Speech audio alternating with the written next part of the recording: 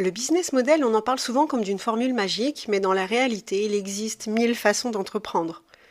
Dans cet épisode, je vous emmène sur la presqu'île de Ruisse, chez moi, à la rencontre de Virginie Velicki. Elle a choisi d'entreprendre dans le bâtiment, un univers encore très masculin, et elle a créé son entreprise Projet de Vie pour accompagner ses clients de A à Z dans leurs projets de construction ou de rénovation. Entre gestion de chantier, réseau d'artisans et projection 3D, elle nous montre qu'il est tout à fait possible de bâtir un business model solide, humain et durable, même dans un secteur exigeant. Bienvenue sur Les Queens du Biz, le podcast qui célèbre les femmes entrepreneurs de Bretagne. Ici, je vais mettre à l'honneur une femme qui va pouvoir venir partager son parcours, mais également venir diffuser son message. Prête pour l'épisode du jour ? C'est parti !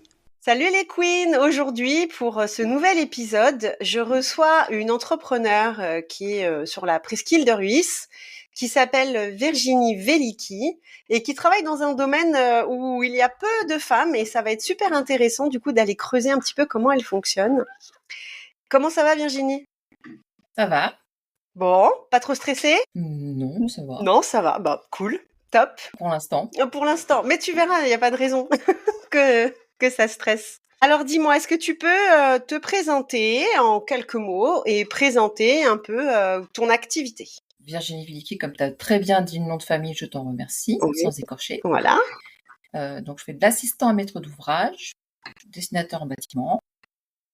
Et pour faire simple, j'ai lancé ma société il y a 3 ans parce que j'avais envie de retourner dans le pourquoi j'avais fait mes études. Ok. Voilà. Et est-ce que tu peux nous définir de façon plus large, c'est quoi exactement assistant maître d'ouvrage? C'est quoi un maître d'ouvrage? Alors, il y a maître d'œuvre et maître d'ouvrage. Donc le maître d'œuvre, il va te faire, lui, la gestion des travaux en tant que maître d'œuvre. Et le maître d'œuvre, moi, aujourd'hui, c'est mon client. D'accord. Moi, je suis là, ce qu'on appelle donc un assistant à maître d'ouvrage, parce que lui, il va gérer son ouvrage à travers moi. D'accord. Donc là, si on essaye de cerner un peu quel est ton domaine d'activité, toi, tu es plus dans je généralise grossièrement, hein, après on va décortiquer, mais plutôt dans le milieu du bâtiment? Oui. Voilà. Ok. Moi, je joue avec la pelleteuse et les enduiseurs, les charpentiers. Tu joues avec les charpentiers ou avec la charpente? Non, avec la charpente. C'était trop tentant de la faire celle-là. Oui, j'ai bien compris.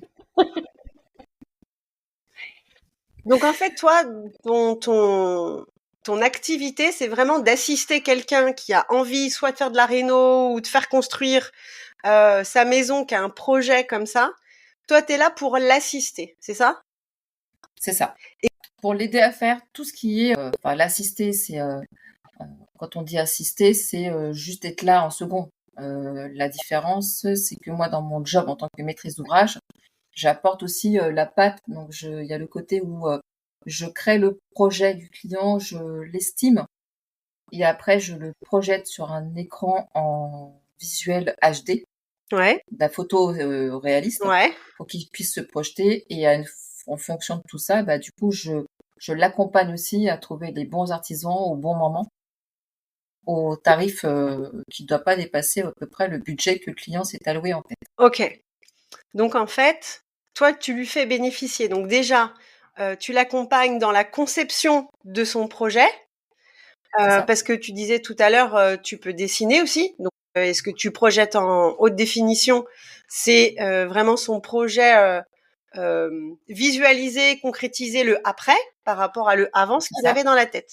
Toi, tu interviens entre les deux. Et tu lui fais bénéficier de tout ton réseau d'artisans pour réaliser, en gros, son projet. C'est ça? Tout à fait. Ok. Et après les artisans, dans la logique, j'ai une obligation de présenter 3 devis, sauf que avec les chantiers passés, le fait que des fois tu perds du temps à attendre un 3e devis, d'un 3e... parce qu'en gros, moi je demande à chaque fois 3 devis sur chaque lot. Et dans le bâtiment, tu peux avoir en fonction du chantier, tu peux avoir un lot ou 2 lots. C'est quoi des lots? Tu peux avoir des lots, c'est... t'as le lot terrassement, t'as le lot maçonnerie, t'as le lot charpente, le lot couverture, menuiserie extérieure, donc tout ça, ce qu'on appelle des lots. Ok. Quand tu vas sur une estimation, tu vas par lot.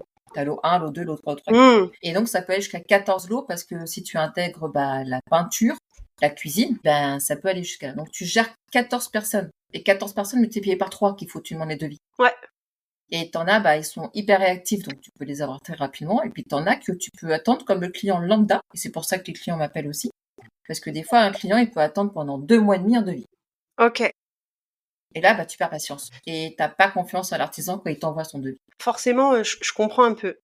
Et puis, si je comprends bien aussi, du coup, dans ton activité, c'est toi, dans la mesure où tu fais appel à un réseau d'artisans avec lesquels tu as déjà travaillé, t'engages ta crédibilité et quand on fait appel à toi, on sait que derrière, ça va suivre. Il y aura pas de mauvaise surprise en disant on m'avait recommandé mais je ne savais pas et puis au final ça se passe pas comme prévu. La crainte de tout propriétaire ou futur propriétaire en fait. C'est ça, tout à fait. C'est bien que tu en parles parce que aujourd'hui, concrètement, sur un de mes chantiers, il y a un plombier avec qui je travaille depuis un moment, mais je pense il veut être partout à la fois et aujourd'hui, il commence à pas être présent sur un chantier et les clients tellement qu'ils me disent est-ce qu'il est vraiment capable de faire notre chantier. Donc là, c'est à moi aussi de jouer le médiateur en disant écoutez, aujourd'hui, il est un petit peu sur 2 chantiers à la fois, mais c'est pas pour autant qu'il va pas être capable de faire votre chantier. Par contre, l'artisan après en question, je l'appelle et je dis écoute, fais attention. Ouais. Parce que aujourd'hui, il y a aussi la crédibilité de ta société qui va en prendre un coup. Mmh. Mais aussi, il y a aussi la confiance que moi, les clients, ils ont mis en moi pour avoir l'artisan qu'il faut au bon moment. Bah oui, c'est normal. Et en même temps, ça peut faire aussi perdre de la crédibilité par rapport à mon job. Et ça, ça, j'aime pas. Je comprends tout à fait parce que évidemment, quand tu recommandes quelqu'un, t'engages ta crédibilité. Tu dis voilà, moi je pense que la meilleure personne pour ce travail-là, c'est telle personne.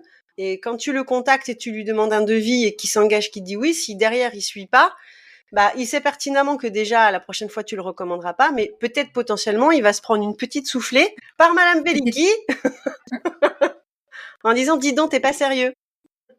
C'est ça. Et c'est pour ça que je reviens à ce que je disais tout à l'heure, c'est-à-dire que dans la logique, j'ai obligation dans mon job, Ouais. et ça, c'est dans tout ce que, alors, assistant à maître d'ouvrage, courtier en travaux.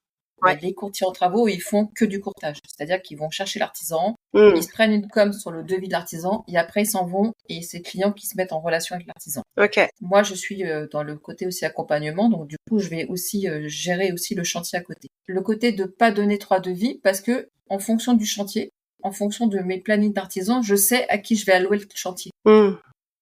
Et en même temps, je dis, un tel, il aurait eu le chantier, mais sauf qu'il n'est pas là en date de temps. Ok. Et j'ai un devis de temps, est-ce qu'il y a moyen que tu puisses t'aligner? Ouais. Ok. Et ça, je regarde aussi en fonction des devis. Donc en fait, toi, tu interviens aussi pour que le projet du client soit satisfaisant tant sur les délais de réalisation, la façon dont ça a été fait, donc la qualité de réalisation, les délais et la relation avec les artisans, qui est quand même la chose qui stresse le plus quand on a envie on rentre dans un projet sur le bâtiment. Mais toi, C'est dans ça. tout ça, comment tu te rémunères? Comment tu gagnes ta vie? Je gagne ma vie avec des boulons et des vis. Ok. Tu mets dans tes sandwichs? Comme dans la pub, c'est ça? C'est ça. Mais comment tu te rémunères concrètement? Comment tu arrives à rémunérer, à quantifier, à tarifer cette relation client-artisan, réseau que tu mets en lien? Je me rémunère parce que c'est vrai que je me suis présentée, mais moi, la société Projet de Vie, ça fait 3 ans qu'elle existe. Pourquoi déjà le nom de la boîte? Parce que j'accompagne des gens dans leurs projets. Ouais. Projet de vie, je précise, avec le chiffre 2 et VYE pour vie. Et le chiffre 2, c'est parce que c'est toujours un lien par 2, pas que moi avec mes artisans et moi avec mes clients. Ok. C'est toujours une histoire de 2. Ok. Et par rapport à ça, ça me permet de aussi peut-être copier sur mes confrères, que je ne citerai pas le nom parce que ça évitera que mes consoeurs aillent chercher mes confrères au lieu de m'appeler moi. C'est ça. Eh oui, hein. Donc je ne citerai pas de nom. Mais en tout cas, ces personnes-là, ils se font rémunérer donc aux clients à un pourcentage. Ok. Un pourcentage. Ils passent par le biais d'un dessinateur indépendant pour faire de la projection de projets éventuels, mais c'est pas eux qui voient le client directement. Moi, aujourd'hui, quand je vois mon client, je fais ce qu'on appelle l'effet entonnoir, c'est-à-dire que je lui demande ce qu'il a envie en tête. Ok. Et après, en fonction de ses envies, et de son budget. Je lui dis, ça, c'est réalisable, ça, c'est pas possible. Et ce qui fait que demain, quand je dessine et que je projette au client, j'ai pas obligé de passer par la case d'avoir un dessinateur indépendant parce que je suis moi-même dessinateur indépendant. Ok. Et cette rémunération-là, c'est une première phase. Donc, un premier devis, une première estimation et les premières projections. Il y a un prix, il y a un montant qui va varier en fonction du projet.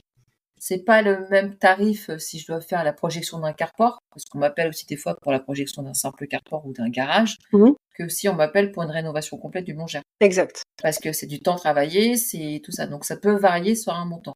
Que quand mes confrères, eux, ils font appel à un dessinateur dépendant, le prix, c'est fixe, c'est 2500 €, voire 3000 €. Et que ce soit pour un carport, que ce soit pour un chantier complet. Ok, donc il n'y a pas du tout d'individualisation ou d'adaptation au projet. Non. Donc moi, cette première phase-là, c'est adapté en fonction d'eux. D'accord. Parce que je vais passer moins de temps à dessiner un carport et à estimer le bout de bois qu'il faut avec la couverture que s'il faut que je fasse le tout complet. Donc là, c'est des forfaits. Sur ça, c'est des forfaits. Et après, je me rémunère au pourcentage du hors-taxe du coût estimé travaux. Travaux complets avec tous les lots, ce que tu expliquais au début, le projet réalisé on arrive à la lettre Z, quoi, terminé. C'est ça, de A à Z, tout à fait. Ok, donc un pourcentage sur le hors-taxe, en fait, du devis, de la réalisation concrète du projet. Oui, et que après j'éclate en fonction de l'avancement du projet. D'accord. Et aujourd'hui, je suis même en train de réfléchir à peut-être, vu que des fois les gens, quand je leur montre mon contrat, parce qu'on signe un contrat avec les clients. Bien sûr. Pas pour la première phase, mais dès qu'on commence à rentrer dans la phase seconde avec le pourcentage, donc là on signe un contrat. Et par rapport à ce contrat-là, c'est détaillé à quel moment je vais être rémunérée sur ce contrat-là. Ok. Mais quelquefois, avec mes 3 ans de recul, je me dis, est-ce que c'est pas plutôt plus avantageux de se dire que tu as un montant fixé sur le hors-taxe des travaux, que tu divises par éventuellement le nombre d'estimations de mois de travaux. Ok. Oui, c'est une possibilité aussi. Ce qui fait que ça me permet d'avoir entre guillemets, un revenu fixe sur chaque chantier et pas attendre qu'on soit hors d'ordre d'air. Donc, hors d'ordre d'air, c'est-à-dire qu'on a mis les ouvertures et la couverture. C'est ça qu'on appelle une hors d'ordre d'air. Les murs qui sont montés. Qu'on n'est pas obligé d'attendre que le coup de pelle soit lancé, donc ce qu'on appelle le démarrage de travaux, le hors d'ordre d'air, après le démarrage de travaux secondes œuvres. Parce qu'entre-temps, des fois, il peut se passer 2 ou 3 mois. Oui. Et c'est pendant ces 2 ou 3 mois, t'as pas pour autant de rentrée d'argent à ce moment-là. Voilà, c'est ça. Ou alors, je vais faire du striptease dans les bars. D'accord, ok. C'est une blagounette. Entre les 2-3 mois pour être payé, ouais. Bon, l'idéal, c'est que l'argent, il rentre tout seul alors que tu as déjà signé le devis, quoi. Ça te demande rien. C'est ça. Et puis tu restes tranquille chez toi, j'ai envie de te dire. Donc voilà, donc tu vois, quand on parle de rémunération par rapport à mon job, c'est vrai que je peux pas fonctionner comme, alors sans critiquer mes consoeurs, mais je peux pas fonctionner comme on dit une esthéticienne, parce qu'il y a des forfaits. Une coiffeuse, tu sais que cheveux longs, c'est tel prix, cheveux courts, c'est tel prix. Tu te fais des couleurs, tu rajoutes ça, plus ça, plus ça. Du coup, tu sais pourquoi, tu vois.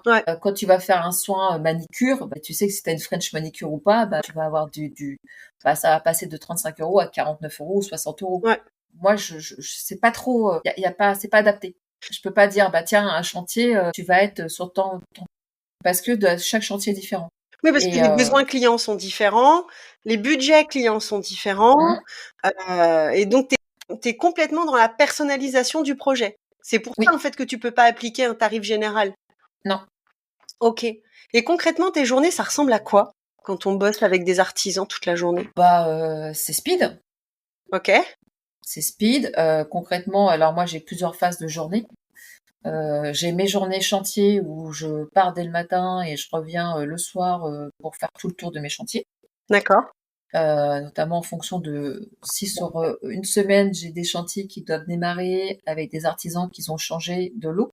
Là par exemple sur un chantier j'ai le maçon qui finissait et le charpentier qui commence à arriver pour mettre des murs ossature bois avec la charpente. Et il faut être présent pour être sûr que tout se goupille.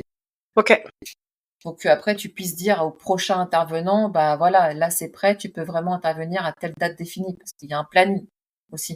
Oui, c'est ce que j'allais te demander, parce que il y a un planning qui doit être défini avec des dates, et il faut qu'on puisse aussi pallier aux aléas de la météo. Ouais. Sauf si des fois, tu as les clients qui sont à dire il faut que ça aille là, donc du coup, tu n'as même pas le temps de réaliser ton planning, que des fois, le chantier est presque fini, que le planning n'est pas fait. Ok. Et ça, moi, j'aime pas. Ouais. J'aime pas parce que les gens, ils ont besoin de savoir si, mettons, un lundi matin, il faut qu'ils évitent de sortir nus dans le jardin parce qu'il y a un artisan qui est présent. Vaut mieux le savoir, en fait, hein, clairement. Voilà. Oui. Moi, ça m'est arrivé une fois. Hein. J'ai une cliente, elle était dans son jacuzzi avec son mec. L'artisan, il avait un trou, il m'a pas prévenu et il arrive. Mince. Et là, elle m'appelle, elle fait Virginie, c'est normal que le maçon soit là? Je fais ah non, c'est C'est normal. normal, c'était pas Non, parce prévu. que j'étais nue dans mon jacuzzi. Je vous avais dit de mettre des claustras, Madame Attel. Mais bon. Mais après tout, elle était chez elle, hein, donc elle fait ce qu'elle veut. Oui. Alors là, du coup, j'ai appelé l'artisan et je lui dis s'il y a moyen que la prochaine fois tu m'appelles en amont, que je puisse prévenir la dame, Ouais. ça évitera qu'elle se sente un petit peu déstabilisée et Oui. de rester dans son jacuzzi plus longtemps que prévu. Que son fils arrive pour lui amener un peignoir parce que t'es vraiment c'était assez fou. Ah, folklore. Donc voilà, ça c'est mes journées où ça peut être des journées folklore. Yes. Et après, j'ai des journées où je suis enfermée dans mon bureau pour projeter. Et une fois que c'est projeté, j'ai les cotes exactes avec les métriques que j'ai fait en amont pour pouvoir faire les estimations et puis les mètres carrés qu'il faut pour tout. Ok, donc t'es pas tout le temps dehors. T'as des temps aussi posés chez toi, ne serait-ce que pour dessiner, et puis tous les temps où tu fais, comme t'as dit, le tour des chantiers, etc. Donc, faut exactement. Je rebondis sur ce que tu disais tout à l'heure. Le planning pour toi est essentiel. Oui. Parce que comment tu veux réussir à suivre tes chantiers si t'as pas de planning? Tes semaines, en fait, tu peux pas commencer le matin en appelant tous tes artisans en disant alors c'est quoi vous avez prévu aujourd'hui? Il y a autre chose à faire quand même. Non. Moi, j'ai besoin de savoir que telle date, telle heure, j'ai tel artisan qui sera sur tel chantier. Tu vois, la semaine prochaine, je sais que sur 3 chantiers, j'ai un électricien qui a été ce matin. Il va finir lundi. Ce qui fait que mon carreleur va pouvoir venir pour faire la chape dès le mardi. Et que j'ai un autre carreleur qui va pouvoir démarrer dès lundi sur un autre chantier parce que mon plaquiste, il a fini de faire ses habillages de WC avec le placo. Et ce qui fait que, et après, une fois que le carreleur il a fini le carrelage, et lui, dans 15 jours, il va pouvoir revenir pour aligner les portes et que le peintre puisse venir, lui, pour faire les peintures. Donc, et ça, il faut que tu aies toujours un planning à presque 15 jours, 3 semaines à l'avance et que c'est quantifié. Là, par contre, je travaille sur un chantier sur le tour du parc, je joue à domicile. Ouais. Où là, le planning n'a même pas été vu parce que le client, vu qu'il n'est pas de la région, il avait besoin de voir physiquement les choses et du coup, les artisans, ils m'ont donné des dates et quelquefois, ils arrivent plus tôt que ce qui était prévu. Là, je vais pas me plaindre, le garage, il est en train de se monter, il était prévu d'être monté qu'à partir de mi-octobre. Je vais gagner 15 jours. Mais ce qui veut dire qu'il faut que je préviens que mon charpentier qu'il y a 15 jours d'avance sur le chantier, qui lui, il faut qu'il se décale 15 jours avant, parce que j'ai mon couvreur qui va pester, parce que lui, il va peut-être commander son bac acier, mais que la charpente n'est pas mise. Okay. Donc ouais, c'est vraiment un effet de domino, t'as pas le choix d'être hyper carré sur le suivi et l'enchaînement en fait de chaque chose. Et avec tout ça, il faut aussi caler d'autres rendez-vous pour des potentiels futurs clients. Exactement, prospection, ça marche. Prospection. Le vilain mot, prospection. Ouais, mais moi j'ai une de mes consoeurs, elle s'appelle Françoise. Ouais. Et elle nous dit, la prospection, c'est primordial, c'est important et c'est kiffant. Alors, aujourd'hui, je reconnais que ça peut être bien, sauf que je n'ai pas vraiment eu le temps de faire de la prospection réellement physique. Une fois, je l'ai fait. Je suis allée dans un petit village, à Saint-Gildas-de-Ris, pas très... déposer des flyers. Il a fallu que je remodifie quelque chose sur mon flyer, mais bon. Mais c'est une des rares fois que j'ai pris le temps de le faire. Et ça serait bien que je le refasse parce que c'est intéressant et en même temps, déposer dans les boîtes aux lettres, c'est bien, mais pourquoi pas peut-être faire du porte-à-porte. Je suis pas une machin de tapis, mais bon, pourquoi pas. En même temps, ça permet de présenter et voir le projet. Aujourd'hui, je touche du bois, mais j'ai pas eu besoin vraiment d'aller prospecter pour avoir des chantiers. Le bouche à oreille suffit, par tes artisans, par ton réseau, parce qu'ils ont aussi un intérêt à parler de toi. Donc non. Et d'ailleurs, comment ça se passe quand on est une femme dans le milieu du bâtiment et que la majorité des personnes avec qui tu travailles ou que tu fais travailler sont des hommes? Eh comment ça se passe? Déjà, ça se passe que tu peux travailler avec des artisans qui quelquefois ils sont avec leurs habitudes à eux. Okay. Et quand tu viens et que tu leur fais comprendre que t'en as un petit peu dans la tête, ça passe ou ça casse. Ouais. Ça peut aussi arriver que moi j'aime bien mettre la main à la pâte. D'accord. Je suis pas du genre à arriver. Déjà, je n'arrive pas sur un chantier avec des talons aiguilles avec un décolleté pigeonnant, parce que ça, c'est pas mon truc. Ok. Et j'ai autre chose à foutre que faire ça. Donc concrètement, ça se passe que quand je vois qu'il y a un artisan qui est un petit peu en panade parce qu'il lui manque 2 bras, je vais l'aider 2 secondes à porter un truc, ça va prendre 2 secondes de temps. Ouais. Et ça fait que ils ont un regard différent. C'est-à-dire qu'ils ont pas le regard du non, mais de toute façon, c'est la godiche de service qui vient, qui regarde le chantier, puis après qui part. Puisque ça permet aussi de parler aussi le même langage. J'ai quand même aussi été beaucoup à la base, je suis dans le bâtiment depuis toute petite, on va dire. Donc, le langage bâtiment, c'est plus approprié pour moi que le langage, sans être péjoratif, mais d'être dans le langage d'une secrétaire ou d'une ressource humaine, le côté, alors que dans un ancien job, j'ai fait de la ressource humaine, parce que quand tu dois gérer 15 bonhommes dans une partie logistique, quand j'ai fait un peu de la grande distribution à une époque, il faut quand même que tu sois un peu humain. Parce que dans la partie logistique, c'est les vilains petits canards dans la grande distribution, et si t'es pas à moitié humaine, c'est vite retombé dessus. Donc tu fais du social, tu fais ça. Mais c'est pas ce que je fais tous les jours, et chacun son métier. Après, avoir du bon relationnel avec ses partenaires artisans, c'est bien. Tu vois, là, aujourd'hui, je suis en train de regarder avec qui je travaille. Et je leur ai demandé grossièrement leur taille. Parce que ça m'a traversé la tête l'autre jour que sur un de mes chantiers, un de mes artisans avec qui je bosse, il avait un t-shirt de un de mes confrères. Donc, c'est marqué artisan partenaire. Alors là, j'ai dit, ah non. Ah non. Ah bah non. Je vais te fournir un t-shirt, ça va être vite vu. Tu vas avoir un t-shirt projet de vie, artisan partenaire et basta. Donc, je suis en train de faire le sondage des tailles. Donc, généralement, on me dit, moi, c'est une taille L. Moi, c'est une taille L. Ok. Donc, il faut que je regarde.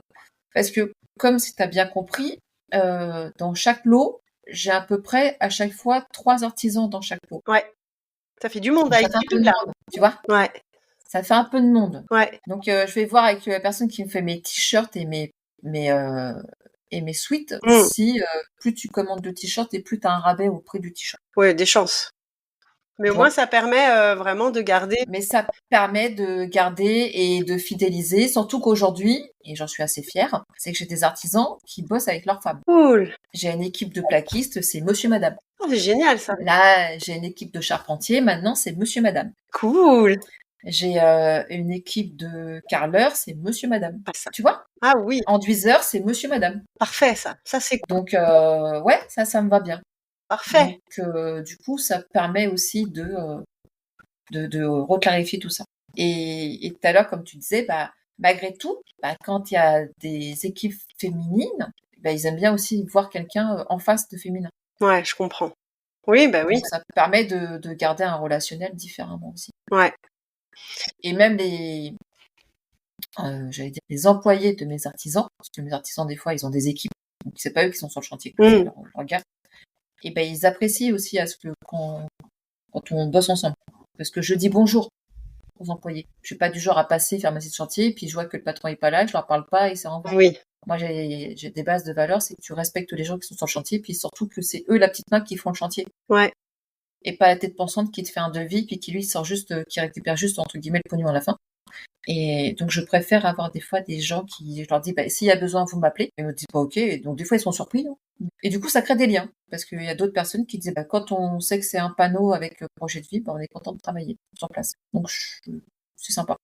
C'est cool. Ça permet d'être. Et ce qui fait que si tu fais des t-shirts, tu te dis que si le gars, il a 10 personnes, je vais pas faire des t-shirts à 10 personnes. Tu vois le truc un peu? Ouais. Donc, il faut que je cible. Mais après, je veux pas non plus qu'on me dise que je fais des préférences pour ça ou pour ça. D'où, voilà. Ok. Est-ce que tu aurais un conseil à donner à une femme qui souhaiterait devenir assistant maître d'ouvrage, qui veut se lancer demain? Tu aurais un conseil à lui donner? Oui. On t'écoute. C'est déjà de faire une vraie formation. Et moi, je vois, il y a des gens qui font mon métier et qui sont pas pris en crédibilité parce que la base, elles n'ont pas de formation dans le bâtiment. Ok. Et il faut au moins un minimum d'avoir de base dans le bâtiment parce que tu peux te faire berner. Moi, j'ai une consoeur, elle est dans le sud de la France, Julie. Ses devis ne sont pas détaillés.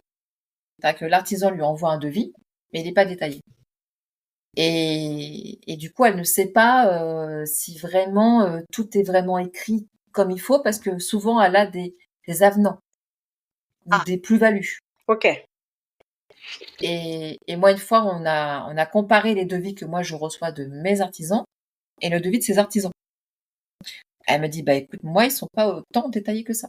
Tu leur imposes de détailler. Parce qu'un devis qui est pas détaillé, bah, toi qui es pas du bâtiment pur, Mm, parce qu'à la base, elle a fait une reconversion, elle était dans le marketing. ok. Elle est partie en tant que courtier en travaux. Toi qui es pas dans le bâtiment pur, tu sais pas ce qui est détaillé dans le devis. Donc, tu sais pas si il va vraiment te gonfler le devis ou pas. Ok. Et est-ce que tu aurais, du coup, à qui tu déconseillerais de faire ce métier? Aux gens qui n'aiment pas aller travailler dehors, Ouais, aux personnes qui ont du mal à accepter qu'on peut te parler un peu brut de décoffrage et pas mettre le forme, d'accord. et aux personnes qui sont pas assez de d'ovaires à la place de couilles, Ok, si je peux me permettre. bien sûr. Et du coup, si je rebondis un peu par rapport aux compétences dont tu parlais tout à l'heure, hormis les compétences techniques qu'il faut maîtriser, il y a aussi un Il certain, faut des compétences commerciales. euh, ok, commercial, et j'allais dire Ouais, aussi humaine plus, parce que oui. le relationnel avec les artisans, les équipes, les clients, etc.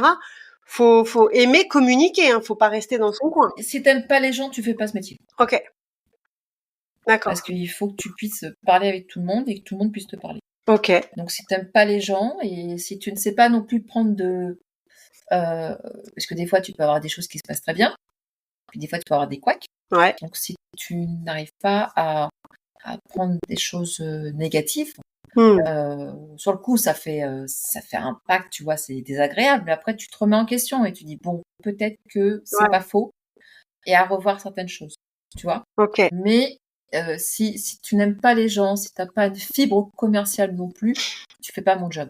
Parce que les artisans, certains ont ce côté commercial, et d'autres où ça les fait chier complètement, Hmm. et qui sont contents de savoir que des gens comme moi sont pas loin.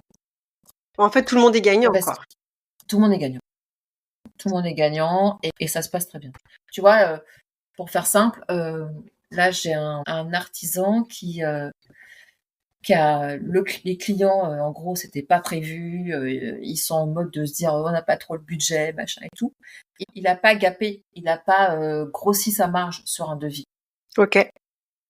pour que les clients ils puissent passer sur un devis de 4 baies à changer, alors qu'à la base les baies on les changeait pas, on les remettait. Hmm. Mais du coup, bah, on va dire voilà, en sachant que là j'ai dit au client attention, parce qu'on devait être hors d'eau hors d'air pour fin octobre, vu que les baies sont commandées, on ne le sera pas avant mi-novembre. Il faut en prendre considération. Me dites pas que le délai n'est pas respecté, parce que du coup vous m'avez rajouté de racheter des baies Ouais. et que l'artisan lui, il a pas fait de marge supplémentaire dessus, il s'est mis presque au prix d'achat Oh. avec à peine juste la TVA dessus. Mhm. Mais donc du coup, clairement, bah, je trouve ça sympa. Je trouve ça sympa parce qu'il m'a dit parce que j'ai pas envie qu'on perde le chantier, Oui, tu vois. bien sûr. Et il a bien dit, j'ai pas envie qu'on perde le chantier. Mais quand il dit on, c'est pas en s'incluant que lui tout seul, Hmm. c'est en s'incluant lui et moi. Et ce qui fait qu'il fait au moins comme ça permet que bah, le client il voit bien qu'on fait chacun des efforts sur ce chantier-là, Ouais. Ok. tu vois. Non, c'est Et cool. c'est ça aussi, c'est que bah il faut vraiment être bah, comme tu dis le côté humain parce que ça permet aussi de d'avoir vraiment des rapports différents avec tes artisans. Moi, il y en a certains, ça fait bientôt presque, bah, tu vois, 3 ans passés, 4 ans l'année prochaine que je vais exister. Là, ça fait certains 4 ans avec qui j'ai démarré et que je continue à bosser ensemble. Ok. Et c'est des gens où demain je devrais plus bosser avec eux, ça me ferait chier. Mais c'est pas le cas, parce qu'au contraire, tu vois là j'ai essayé un autre artisan sur un autre lot, c'est pas la même chose. Et je me dis ben je préfère peut-être limite attendre que telle personne soit dispo que me trouver avec une personne qui est pas fiable à 100%. Parce qu'après, du coup, tu le reconnais, ça, tu le ressens. Ouais, ouais. Ok, ça marche. Si je peux me permettre aussi, peut-être, alors c'est pas lié aux compétences, mais plus au caractère. Faut être un peu couillu, hein, pour travailler avec que des mecs, non? Faut avoir du caractère. Ok, on est d'accord. Ouais, mais moi, j'ai été éduquée avec 12 cousins. Ok. Donc comme ça, c'était clair. Yes. Voilà. Et là, on arrive du coup sur la fin de l'interview. Donc, je pense qu'on a bien du coup cerné. Je trouve ça passionnant parce que c'est toujours l'envers du décor. On a toujours envie de faire des projets. Tu fais construire, tu fais rénover, etc. Et moi, pour avoir vécu avec mes parents, qui ont fait construire en plus de ça dans le sud, on est en région parisienne, c'est l'angoisse du suivi de chantier. Ils en sont où? Qu'est-ce qu'ils ont fait? Qu'est-ce qu'ils ont pas fait? En se disant, comme ils sont pas là, les propriétaires sur place, on fait un peu comme on veut, quand ça nous arrange. Et pas de suivi de chantier, c'est vraiment quelque chose qui les stressait pas mal. Donc c'est super intéressant de découvrir que ton métier existe. C'est cool. Alors, pour terminer l'interview, j'ai 3 questions que je pose de façon classique. Si tu avais un message à faire passer aux femmes qui nous écoutent, qui entreprennent, qu'est-ce que tu leur dirais de façon globale, générale? Il faut bien cibler ce qu'on veut faire. Ouais. Il faut pas avoir peur. Et il faut croire en soi. Bien. Déjà, quand on fait ça, je pense que si on arrive à suivre ces 3 conseils-là, on avance plus vite que prévu et on avance dans le bon sens. Donc, je partage complètement ce que tu dis, mais c'est bien de le rappeler. Merci. Je t'en prie. Deuxième question. Quelle serait ta définition personnelle de l'entrepreneuriat féminin en Bretagne? Comment tu les trouves, les entrepreneuses, Écoute, la Bretagne est quand même le pic des Vikings. Ouais. Et si tu regardes la série Vikings, tu sauras qu'elle savait manier une épée. Ouais. Et donc, du coup, je trouve que les Bretonnes, elles ont cette force de caractère à pas se laisser démotiver et par rapport à dans d'autres régions. J'ai pas fait toute la France entière, hein, mais avec du recul. Et c'est bien parce que malgré tout, elle ne lâche rien. Yes. Aujourd'hui, tu vois, il y a des réseaux féminins qui se sont un peu cassés la figure. Ouais. Mais je pense qu'il y a eu peut-être des bases qui ont été mal positionnées. Et c'est pas parce qu'il y a 2 ou 3 réseaux qui se sont cassés la figure féminin en Bretagne que ça veut pas dire qu'il n'y a pas d'autres qui vont se reconstruire. Oui, complètement. Donc, d'où le côté force des Vikings féminines, c'est-à-dire que tu as toujours le phénix du Viking qui renaît. Yes, c'est exact. C'est exact. Et puis, ma dernière question, est-ce que tu accepterais de nous partager un lieu où toi, tu aimes aller te ressourcer ici en Bretagne? Ouais, mais si je te dis, après, vous allez y aller. Ouais, il y a plein des entrepreneurs qui ont partagé le leur, alors t'inquiète pas. Au pire, ça sera toujours un plaisir de t'y croiser, tu vois. Ouais, peut-être pas parce que je suis pas vraiment vêtue. Quoi? Vêtue? Mais tu vas où pour être toute nue? Non, je vais à Locmaria. Tu vas à Locmaria. Ok. Ouais. Il y a une petite plage juste avant la grande plage sur la droite. Ouais.